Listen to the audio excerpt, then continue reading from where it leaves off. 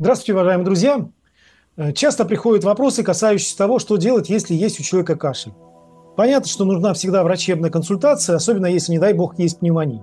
Но если поставлен диагноз, всегда можно применить так называемые подходы Суджок.